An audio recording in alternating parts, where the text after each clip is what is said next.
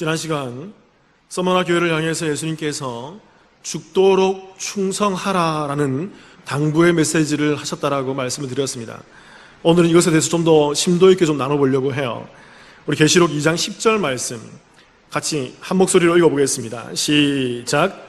너는 장차 받을 고난을 두려워하지 말라. 볼지어다 마귀가 장차 너희 가운데에서 몇 사람을 옥에 던져 시험을 받게 하리니 너희가 10일 동안 환난을 받으리라. 내가 죽도록 충성하라. 그리하면 내가 생명의 관을 내게 주리라. 죽도록 충성하라라고 하나님께서 말씀하셨다는 거죠. 여기서 죽도록이라는 말은 끝까지라는 의미가 있다고 말씀드렸어요. 그리고 충성이라는 말은 믿음이라고 말씀드렸죠. 피스토스. 그래서 죽도록 충성하라는 말은 끝까지 믿음을 지켜라, 끝까지 충성하면서 믿음을 지켜라라는 그러한 의미라고 말씀을 드렸습니다. 제가 여기서 이 충성하라라는 단어의 동사를 설명드렸어요. 이 동사가 헬라어로 디포넌트 동사라고 쓰였다고 말씀을 드렸습니다. 이 디포넌트 동사가 성경에서 꽤 의미 있는 동사인 것을 제가 많이 확인할 수가 있었어요. 그래서 이 디포넌트 동사의 그 의미는 형태는 수동이지만 이 문자로 그려져 있는, 이 글자로 그려져 있는 이 문장에 나타나 있는 형태는 수동이지만 그 뜻과 의미는 능동의 의미를 가지고 있다고 말씀드렸습니다. 그러니까 형태, 그 어떤 모양은 수동의 의미로 딱 잡혀 있지만, 그렇게 딱 이렇게 어떤 형태를 딱 갖춰져 있지만 그 속에서는 능동적 의미가 발휘된다는 것이죠. 그래서 여러분, 자, 이 의미는 무슨 말이냐면 서머나 교회가 끝까지 믿음을 지킬 수밖에 없다라고 말씀드렸어요. 왜 그렇습니까? 하나님께서 서머나 교회를 딱 붙들고 계시기 때문에 그래요. 그게 형태는 수동의 모습이에요. 그러나 그 붙드시는 하나님의 그 믿음을 통해서 서머나 교회가 그 안에서 뭘 발휘하는 거예요? 그들의 능동적인 믿음을 발휘해내는 것입니다. 그러니까 그 서머나 교회가 그들이 믿음을 발휘해내는 것은 결국은 누가 붙들고 있기 때문에 그래요? 하나님께서 그들의 믿음을 붙들고 있기 때문에 그들이 그 속에서 능동적인 믿음으로 나아올 수 있게 된다는 거예요. 그렇기 때문에 성도는, 하나님의 사람은 그 하나님의 명령에 의해서 죽도록 충성할 수 있고 끝까지 충성하는 믿음을 가질 수 있게 된다는 것입니다. 그렇기 때문에 믿음이 사라지지 않는 거예요. 그렇기 때문에 우리가 받은 그 구원이 사라지지 않게 된다는 것입니다. 누가 붙들기에? 하나님께서 붙들고 계시기에. 여러분, 이러한 표현에 대해서 한 가지 더 살펴보기를 원합니다. 마태복음 6장 10절을 한번 보세요. 제가 한번 읽어볼게요. 아주 유명한 말씀이죠. 주기도문의 내용입니다. 자, 읽어보겠습니다. 나라가 임하시오며 뜻이 하늘에서 이루어진 것 같이 땅에서도 이루어지이다. 우리가 주기도문 할 때마다 이 구절을 많이 우리가 고백하잖아요. 나라가 임하시오며 뜻이 하늘에서 이루어진 것 같이 땅에서도 이루어지기를 원합니다. 그래서 여기서 말하는 이루어지이다, 이 말이 헬라어로 기노마이란 말이에요. 이 말은 나타나다, 완성되다라는 것입니다. 뜻이 하늘에서 이루어진 그 뜻이 이 땅에서도 뭐 하는 것입니까? 나타나고 반드시 완성된다는 것이죠. 그런데 여러분, 이 말이 디포넌트 동사로 쓰여 있다는 거죠. 그러니까 형태는 수동인데 그 뜻과 의미는 뭡니까? 능동이라는 거예요. 무슨 말일까요, 여러분? 우리 성도가 이 주기도문의 내용을 가지고 이런 식으로, 이런 기도의 형태로 우리가 기도를 해야 한다는 것입니다. 능동적으로, 우리 성도의 입을 통해서. 그래서 우리는 주님께서 가르쳐주신 그 기도를 통하여서 나라가 임하시며 뜻이 하늘에서 이루어진 것 같이 이 땅에서도 하나님의 뜻이 이루어지게 하여 주옵소서라고 능동적으로 매 순간, 매번, 늘 언제나 항상 기도해야 한다는 것입니다. 그런데 여러분, 그 하나님의 뜻은 이 땅 가운데에서 반드시 이루어질까요? 이루어지지 않을까요? 이루어질까요? 이루어지지 않을까요? 이루어지게 되어 있는 거예요. 무엇이기 때문에? 하나님의 뜻이기 때문에. 하나님의 뜻이 뭐죠? 구원이라고 말씀드렸잖아요. 복음이라고. 예수 그리스도로 말미암는 그 구원과 복음, 이 땅 가운데 창세부터 그 세기말까지 이루어지는 그 복음, 하나님의 뜻은 이 땅 가운데 하나님이 분명히 이루어 놓으신 것이에요. 이루어질 것입니다. 하나님의 수동이란 말이에요. 그런데 그 하나님의 뜻을 믿고 있는 우리 성도는 능동적으로 그 하나님의 수동적인 그 틀 가운데서, 그 뜻 가운데서 우리는 능동적으로 이 땅 가운데서 기도를 해야 하는 것입니다.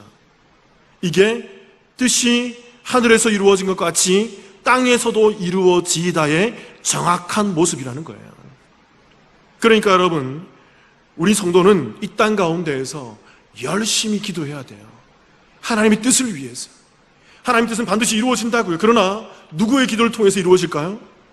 우리 성도들의 기도를 통해서. 우리 성도들이 이 땅 가운데 믿음 가운데 기도하는 그 기도를 통해서, 그 능동적인 기도를 통해서 그 이루어질 하나님의 뜻이 성도들의 기도로 말미암아 이 땅 가운데 배설되고 나타나고 완성되고 성취되어서 하나님의 뜻이 우리 가운데 충만해지는 것입니다. 그래서 여러분, 우리가 우리의 배우자를 위해서, 우리의 자녀들을 위해서, 또 우리의 가족들을 위해서, 우리 친지를 위해서, 우리 구역 식구들을 위해서, 우리와 함께하고 있는 지체들을 위해서, 그들의 구원을 위해서 열심히 기도해야 하는 것이죠. 하나님의 뜻이 우리의 기도를 통해서 이 땅 가운데 이루어질 것을 위해서, 그 기도를 통해서 하나님은 반드시 뭐 하시는 것입니까? 성취하시는 거예요. 이루시는 것입니다. 완성되는 거예요. 오늘은 히브리서에서 나오는 몇 명의 인물들을 통해서 여러분들과 함께 이 끝까지 충성, 죽도록 충성하는 이 믿음에 대해서 좀 나눠보려고 합니다. 첫 번째로 대표적인 인물이 아브라함이라는 인물이에요.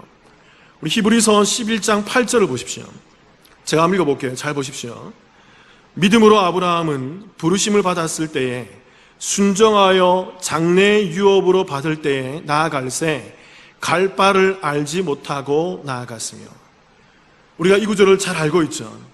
그래서 아브라함이 그 고향 땅 갈대아 우르에서 믿음으로 하나님에 의해서, 부르심에 의해서 그가 반응하여 믿음으로 하나님의 그 부르심에 반응하여 갈 바를 알지 못하는 상황 가운데, 어디로 갈지도 모르는 상황 가운데에서, 부정확하고 어디로 갈지 모르는 불확실한 상황 가운데에서도 하나님의 부르심에 의해서 나아갔다라고 얘기하고 있습니다. 대단한 믿음이지 않습니까?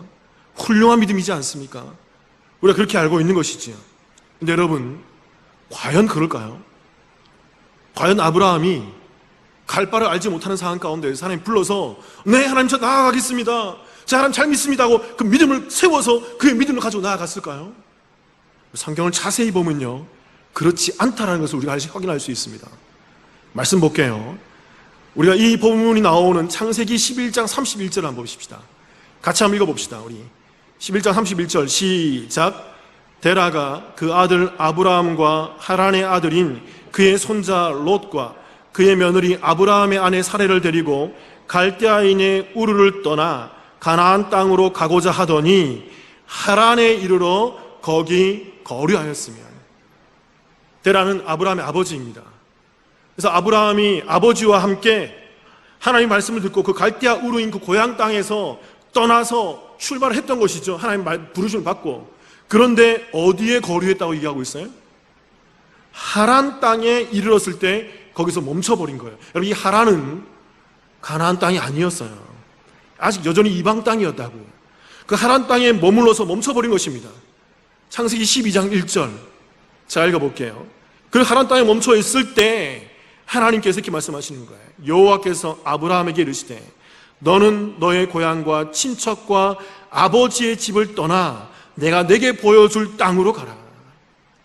그러니까 아까 우리 히브리서 기자에서 얘기했던 아브라함이 그 고향 땅에서 떠나간 것처럼 기록되어 있지만, 이 본문이, 그 말씀이 정확히 기록되어 있는 창세기를 보면 아브라함은 고향 땅에서 떠나서 하란 이방 땅에 머물렀고, 그리고 이 하란 땅에 머물러 있을 때 하나님께서 나타나셔서 너의 고향과 친척 아버지 집을 떠나서 내게 보여줄 땅으로 가라라고 명령하셨다는 것입니다. 약간 차이가 있어요. 그런데 여러분, 사도행전 7장 2절 3절을 보십시오. 여러분, 이 말씀을 잘 보세요. 제가 한번 읽어볼게요. 스데반이 얘기하는 거예요. 스데반이 그의 순교 현장 가운데서 스데반의 명설교예요. 굉장히 의미 있는 설교입니다. 신구약을 꿰뚫는 그런 설교예요. 아주 탁월하고 훌륭한 설교인데 그 설교 가운데 스데반이 이렇게 고백하는 거예요. 제가 읽어볼게요. 스데반이 이르되 여러분 부영들이여 들으소서. 우리 조상 아브라함이 하란에 있기 전 메소포타미아에 있을 때, 여기가 갈대아 우르 아브라함의 고향이에요. 그 메소포타미아에 있을 때 영광의 하나님이 그에게 보여. 무슨 말입니까? 이 메소포타미아 아브라함이 갈대아 우르 고향에 있을 때 하나님이 그에게 나타났다라는 거예요. 그래서 그에게 3절 제가 같이 읽어보겠습니다. 시작. 이르시되 내 고향과 친척을 떠나 내가 내게 보일 땅으로 가라 하시니. 스데반이 정리해주고 있어요. 무슨 말입니까? 하란 땅에서 보다 먼저 하나님께서 그 메소포타미아 갈대아 우르 아브라함의 고향에 있을 때 영광의 하나님이 그에게 나타나서 내 고향과 친척을 떠나서 내가 내게 보일 그 가나안 땅으로 가라라고 말씀하셨다라는 것입니다. 무슨 말인지 아시겠죠? 그리고 7장 4절 제가 한번 읽어볼게요. 아브라함이 갈대아 사람의 땅을 떠나 하란에 거하다가 그의 아버지가 죽음에 하나님이 그를 거기서 너희 지금 사는 이 땅으로 옮기셨느니라. 정리가 되시죠? 그러니까 아브라함이 처음에는 어디서 부름을 받았어요? 갈대아 우르 고향에서 부름을 받았다고요. 근데 바로 가나안 땅으로 가지 못하고 그가 중간에 어디서 멈추는 것입니까? 하란 땅에 머물렀다고요. 그랬을 때 하나님께서 우리가 창세기 12장 1절 살펴봤던 것처럼 다시 하나님께서 나타나셔서 그가 사는 그 하란 땅에서 가나안 땅으로 옮겨오게 만들었다는 것입니다. 그리고 아브라함은 그제서야 그 가나안 땅으로 나아갔다라는 거예요. 무슨 말입니까, 여러분? 창세기와 히브리서 말씀이 약간 상충되는 모습을 하고 있지만 오늘 사도행전이 그것을 정리해주고 있는 거예요.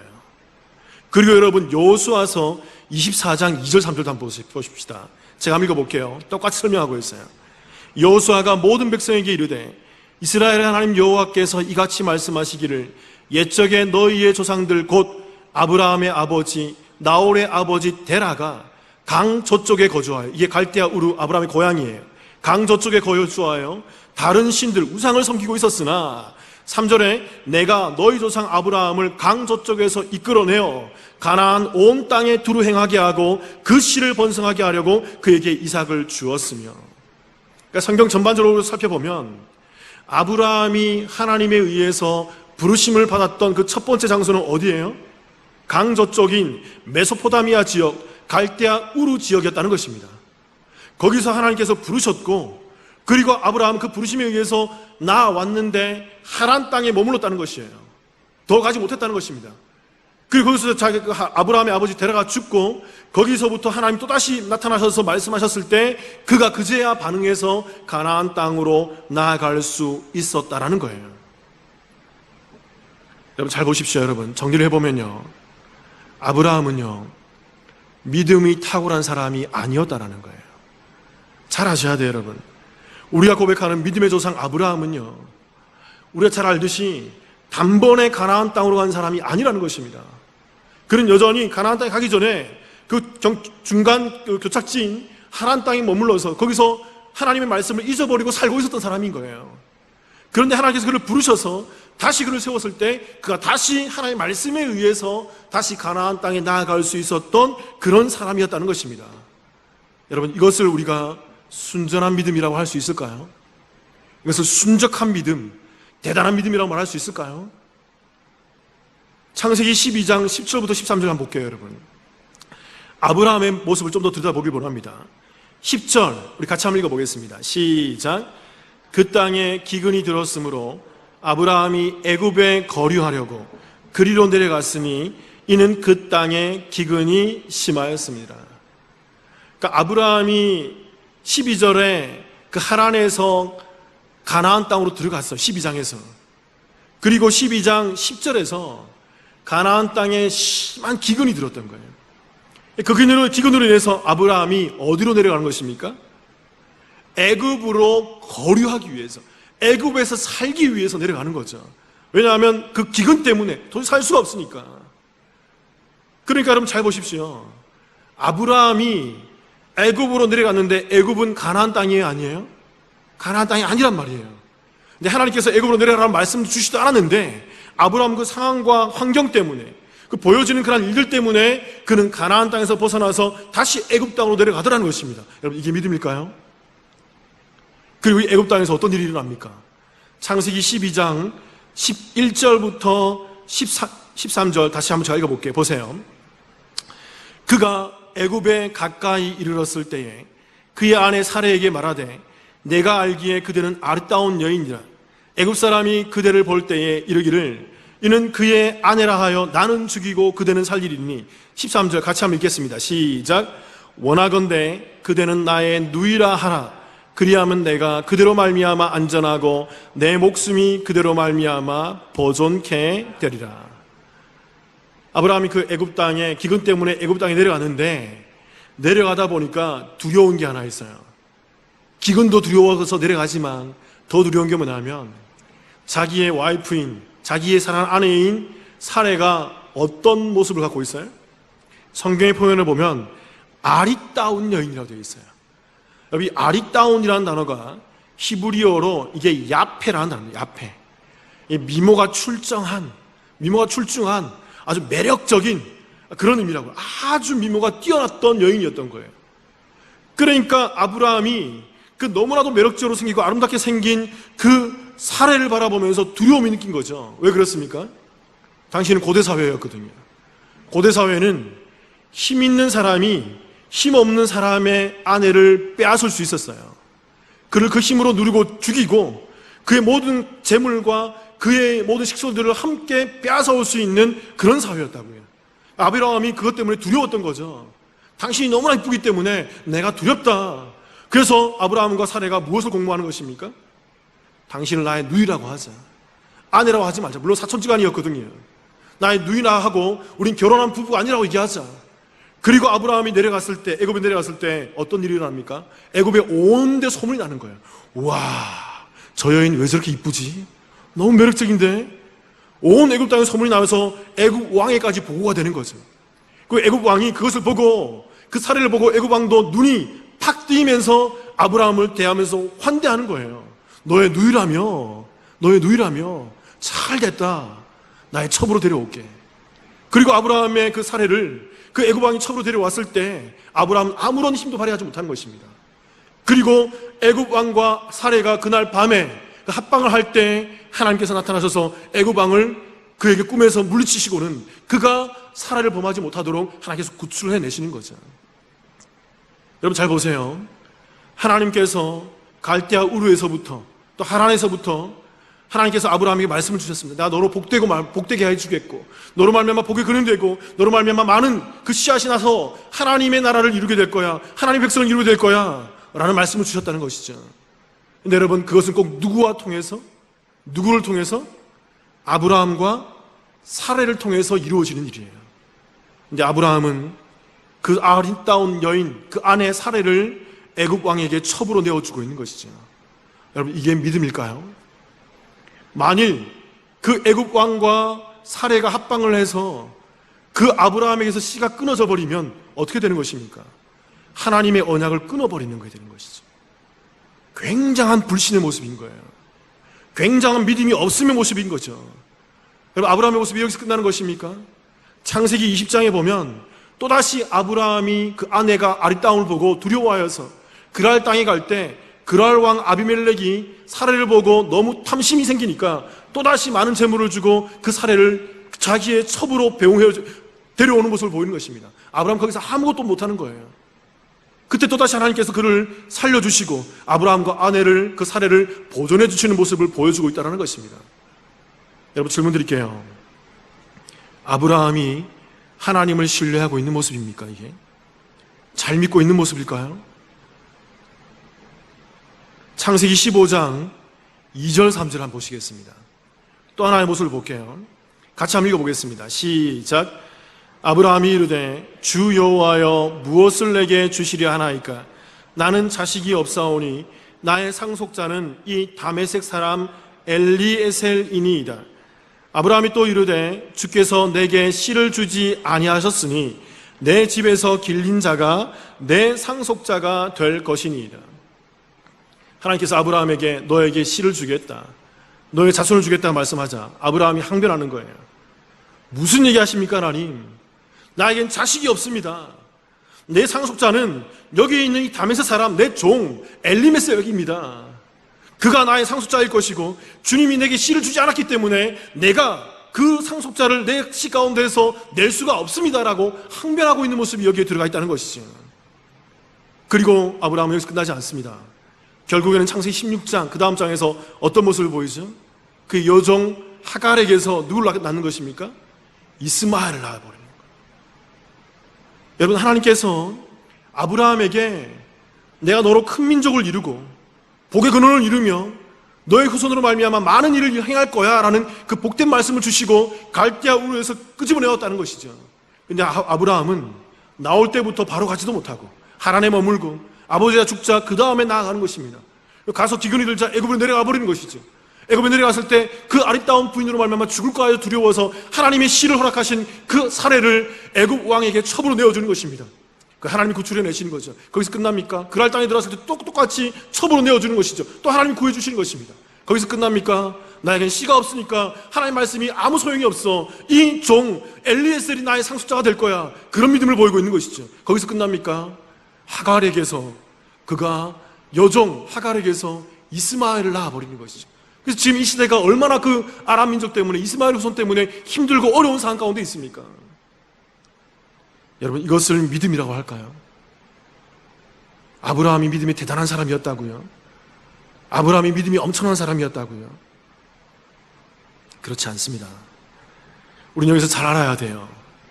잘 아셔야 됩니다. 아브라함을 가나안 땅으로 이끄시고 그의 아내를 구하시고 또 그 마른 뼈 같은 그 경수가 끊어진 그들에게 아들을 주시며 그 모든 것을 구해내시고 인도하시는 그 믿음은 누구의 믿음이죠? 누구의 믿음인가요? 하나님의 믿음인 거예요. 잘 아셔야 됩니다, 여러분. 아브라함의 믿음이 아니라는 거예요. 아브라함은 철저히 하나님을 불신했다고요. 철저히 하나님을 믿지 못했다고요. 주춤하면서 억지로 끌려갔다고요. 그런데 하나님께서는 그 처음부터 끝까지 아브라함을 동일하게 내가 너에게 복을 줄 거야, 복을 줄 거야, 너는 잘 될 거야, 괜찮을 거야, 너에게 씨가 나올 거야, 아들이 나올 거야, 사례로 말미암아 그 씨가 나와서 수많은 민족을 이룰 거야. 처음부터 그 얘기하신다고요. 이게 바로 서도에 말했던 그 디포넌트의 믿음인 것입니다. 우리에게서 나오는 믿음은 어떻습니까, 여러분? 우리에게서 나오는 믿음은 우리를 바라보고 우리를 신뢰하면 우리는 자꾸 넘어지고 쓰러지고 우리는 좌절하고 자꾸 우리는 그 가운데서 시험에 들게 되어 있는 거죠. 그런데 누구의 믿음이 우리를 끌고 가는 것입니까? 하나님의 그 수동태의 믿음이, 하나님이 우리를 만드시고 이끄시는 그 하나님의 수동태의 믿음이 우리를 이끄시고 끝까지 넘어져도 이렇게 세우시고 쓰러져도 이렇게 세우시고 또 넘어져도 다독거리시면서 이렇게 세워서 괜찮아, 너 잘할 수 있어, 그래 넌 괜찮아, 내가 너와 함께 한단다, 그러면서 그 믿음으로 그들을 세워가는 그 능동적인 그 믿음을 발휘할 수 있도록 만들어주신 것이죠. 이게 바로 디포넌트의 믿음이고 이걸 믿음이라고 얘기하는 거죠.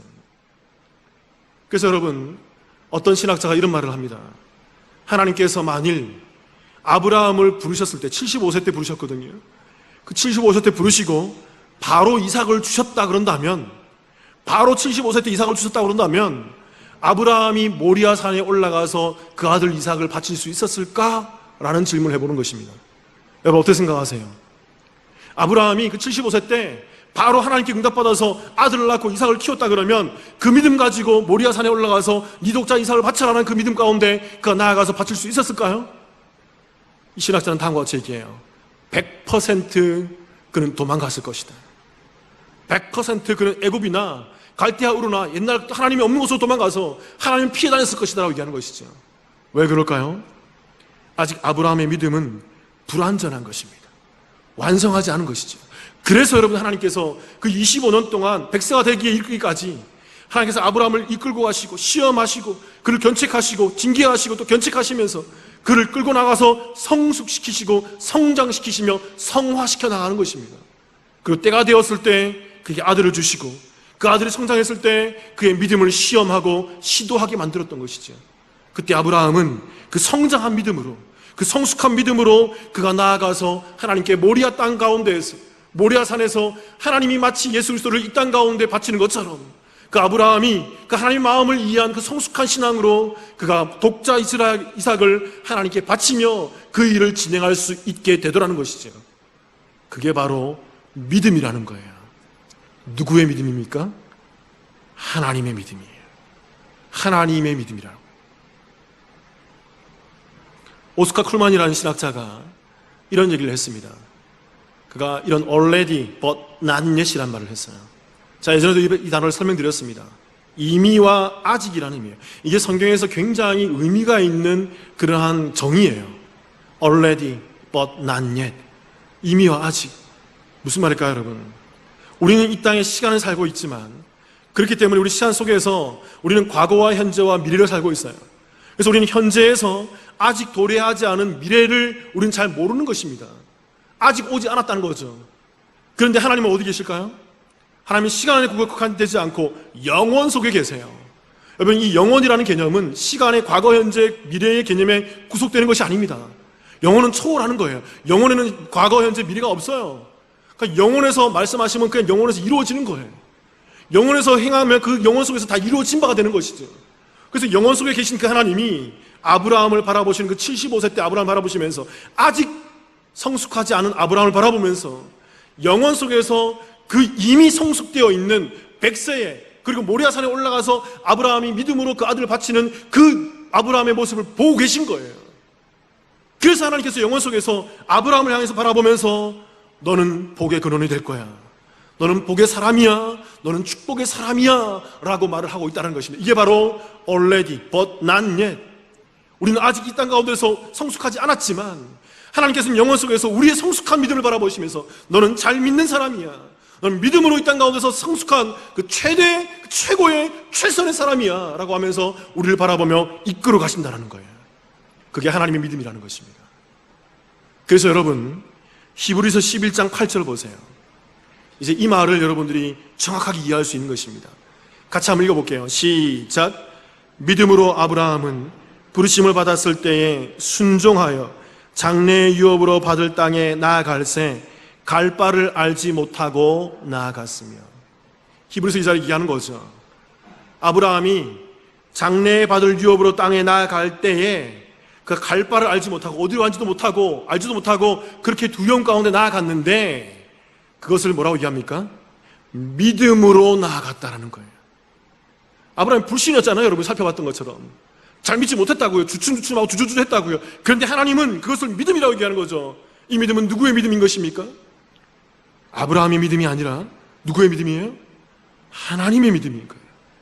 하나님의 믿음이 그를 그 처음부터 그 마지막까지 다 보고 계신 거예요. 영원 속에서.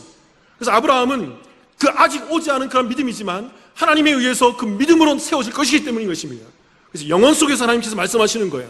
여러분, 이게 성경의 신비입니다. 여러분, 영원 속에서 믿음으로 아브라함은 갈 바를 알지 못했지만 나아갔어. 그 믿음은 아브라함의 믿음이 아니라 바로 나의 믿음이란다. 내가 그를 반드시 그렇게 끌고 나아갈 것이기 때문에, 그를 모리아산에 세울 것이기 때문에, 그를 믿음의 조상으로 세울 것이기 때문에 그 믿음이 결국에는 그를 완성하는 믿음, 성숙한 믿음, 온전한 믿음으로 만들 것이기 때문에. 하나 더 볼까요, 여러분? 두 번째 인물입니다. 사라는 어떻습니까, 여러분? 히브리서 11장 11절 한번 보세요. 11절 제가 한번 읽어볼게요. 잘 보세요. 믿음으로 사라 자신도 나이가 많아 단산하였으나 잉태할 수 있는 힘을 얻었으니 이는 약속하신 이를 미쁘신 줄 알았습니다. 사라가 그가 단산하고 경수가 끊어진 것을 알았지만 잉태할 수 있는 힘을 얻었다라는 것을 알았다는 거예요. 그래서 왜 그러냐면 약속하신 그 하나님을 믿었기 때문이라는 것입니다. 우리가 창세기 말씀을 잘 알지만 하다가 사라가 믿었어요, 안 믿었어요? 하나님을 신뢰하지 못했다고요. 하나님께서 아브라함에게 내가 너에게 약속의 씨를 줄게, 아들을 줄게 할 때 사라 그 옆에서 듣고 있다가 피식하고 뭐 했어요? 비웃었다고요. 웃었다고요. 내 경수가 끊어지는데 어떻게 내게서 아들이 나와? 무슨 소리 하는 거야, 하나님께서. 참 경망스럽게 왜 저러시지, 하나님께서. 이렇게 웃었던 것이 사라였다고요. 그래서 여러분, 그 사라가 낳은 아들 이삭의 이름의 뜻이 뭡니까? 웃음이었잖아요. 네가 비웃었지만 내가 그 웃음을 반드시 진정한 웃음으로 바꿔주겠다라는 그 의미 가운데 그 하나님의 의지가 들어와 있는 이름이 이삭이었잖아요. 그래서 그 사라가 하나님에 의해서, 하나님의 믿음에 의해서 그 아들 이삭을 낳게 되었을 때 그가 어떻게 되는 것입니까? 진짜 박장대소하면서 와하하하 하면서 그가 웃음을 웃으며 하나님께 영광을 바라며 동네 잔치를 베풀었잖아요. 누구의 믿음이죠, 여러분? 사라도 믿지 못했지만 누구의 믿음에 의해서 사라가 믿음으로 그 자녀를 잉태했습니까? 하나님의 믿음인 거예요. Already but not yet. 아직 그는 믿지 못했지만 하나님은 그 사라가 그 잉태할 그 모습을 바라보고 계신 거죠. 그래서 아직 완전하지 않는 그 사라를 보면서 너는 믿음의 사람이야. 너는 나중에 그 아들을 낳고 나를 제대로 믿게 될 것이란다. 나를 신뢰하게 될 것이란다. 그러면서 하나님께서 믿음으로 그를 끌고 가시는 것입니다. 이게 믿음인 거예요. 하나 더 볼까요, 여러분? 히브리서 11장 24절부터 27절입니다. 모세는 어떨까요, 여러분? 모세를 볼게요. 24절 제가 읽어볼게요. 믿음으로 모세는 장성하여 바로의 공주의 아들이라 칭함받기를 거절하고, 25절, 도리어 하나님의 백성과 함께 고난받기를 잠시 죄악의 낙을 누리는 것보다 더 좋아하고, 26절 같이 읽겠습니다. 시작. 그리스도를 위하여 받는 수모를 애굽의 모든 보화보다 더 큰 재물로 여겼으니 이는 상 주심을 바라봅니다. 여러분, 우리가 출애굽기 내용을 잘 알지 않습니까? 출애굽기에서 모세가 어떻게 했어요? 그가 바로의 공주의 아들이라 칭함받기를 거절했습니까? 그렇지 않잖아요. 모세는요, 그 상황 가운데에서 어쩔 수 없이 애굽 병정을 때려 죽인 것 때문에 두려워서 어쩔 수 없이 미디안 광야로 도망갔던 것입니다. 그리고 여러분 27절 보세요. 제가 한번 읽어볼게요. 믿음으로 애굽을 떠나 왕의 노함을, 애굽 왕의 노함을 무서워하지 아니하고 곧 보이지 아니하는 자를 보는 것 같이 하여 참았으며. 여기 말씀 잘 보세요. 모세가 언제 애굽 왕을 떠나 왕의 노함을 무서워하지 않았습니까? 모세는 무서워했다고요. 그래서 미디안 광야로 도망가서 40년 동안 거기서 쥐죽은 듯이 있었잖아요. 40년 동안 하나님을 신뢰하지 못했다고요. 믿지 못했다고요. 거기서 양치면서 그 십보라와 함께 그곳에서 미디안 광야에서 양을 치는 목동으로 지냈다고요. 그리고 40년이 지난 뒤에 떨기나무에서 나타난 하나님을 바라보면서 그가 그제서야 그가 믿음을 시작해서 그 이스라엘 백성들을 출애굽시키는 일을 감행했다는 것입니다. 그런데 오늘 히브리서 기자는 처음부터 이게 믿음이라고 얘기하는 거예요. 모세가 도망가는 시점부터 그게 믿음이었다는 것입니다. 그래서 그는 미디안 광야로 도망갔고 그 애굽 왕을 그 노함을 무서워하지 아니하였고 그 예수 그리스도를 더 좋아하며 그 모든 수모를 애굽의 모든 보화보다 더 큰 재물로 여겼다는 것입니다. 상 주시는 하나님 바라봤다는 것입니다. 그 믿음이 누구의 믿음이라는 거예요? 하나님의 믿음이라는 거예요. 하나님이 처음부터 그 모세를 선택하시고 그 모세를 끌고 가서 80세에 돌아와서 출애굽을 진행하며 120세까지 하나님의 일을 감당하도록 만드는 그 믿음이었다는 것입니다. 여러분, 이게 바로 디포넌트의 믿음인 거예요. 모세 안에서 나오는 연약한 모습이고 성장해가는 모습이지만 하나님께서 수동태로 그것을 딱 붙들고 계신 거예요. 그래서 하나님 붙으신 그 믿음 가운데에서 모세가 연약함 가운데에서 그 강함으로, 약함 가운데에서 능함으로 나오는 그 능동적인 모습을 보이더라는 것입니다. 그게 바로 성도의 믿음인 거예요. 마지막 한 구절만 더 보겠습니다, 여러분. 로마서 1장 17절 볼게요. 이제 여러분 이 말씀을 또 이해하시죠? 제가 예전에도 설명드렸지만 같이 한번 읽어보겠습니다. 시작. 복음에는 하나님의 의가 나타나서 믿음으로 믿음에 이르게 하나니 기록된 바 오직 의인은 믿음으로 말미암아 살리라 함과 같으니라. 자, 여러분 강조했습니다, 여러분. 믿음은 한 가지가 아니라 두 가지라고 말씀드렸어요. 우리 믿음 몇 가지라고요? 두 가지라고요. 믿음으로 믿음에 이르게 되는 것이 믿음인 거예요. 그럼 앞에 믿음은 무슨 믿음이라고요, 여러분? 하나님이 주시는 믿음이라는 거예요. 하나님의 믿음이라는 거예요. 그 수동태의 하나님의 믿음, 디포너트에서 수동태의 그 완전하고 변함이 없고 우리를 끌고 가신 하나님의 믿음이라는 거죠. 그 하나님의 믿음이 우리 가운데 주어졌을 때 그 뒤에 있는 믿음이 우리 가운데 믿어지는 것입니다. 그러니까 하나님의 믿음으로 말미암아 우리가 믿음을 갖게 되는 거죠. 그게 믿음이라는 것입니다. 그래서 여러분 로마서 1장 17절 이렇게 얘기하고 있잖아요. 다시 띄워줘 보세요. 제가 한번 읽어볼게요. 복음에는 하나님의 의가 나타나는 것입니다. 하나님의 의라는 것이 뭐냐면 믿음으로 믿음에 이르게 되는 그 믿음이라는 것입니다. 그래서 기록된 바 오직 의인은 이 믿음으로 말미암아 믿음에 이르게 되는 그 디포넌트의 믿음, 하나님께서 수동태로 주셔서 그 안에서 능동적으로 우리 인간이 믿게 되는 그 믿음, 그 믿음으로 말미암아 살아나게 되어 있다는 거예요. 그게 의인이고 그게 성도의 살아남의 모습이라는 것입니다. 성도는 이 믿음을 가지고 이 땅을 살아간다는 것이죠. 사랑하는 성도 여러분, 여러분 어떤 믿음을 갖고 계십니까? 여러분 나를 바라보면 여전히 부족한 믿음이에요. 여러분 목사인 저도 모태신앙부터 지금 평생을 교회를 따라 살아오고 있지만 신앙생활을 하고 있지만 목사인 저도요, 여러분 저 자신을 바라보면 때로는 믿지 않는 것 같아요. 여러분 저 자신을 보는 때는 믿음이 없는 것 같아요. 어떤 때는 너무나도 내가 왜 이렇게 추악한 모습을 가지고 있지? 내가 왜 이렇게 죄스러운 모습을 가지고 있지? 이게 어떻게 믿는 사람의 모습이야? 그러나 여러분, 저는 믿음을 확신하고 있습니다. 무엇을 바라보기 때문에?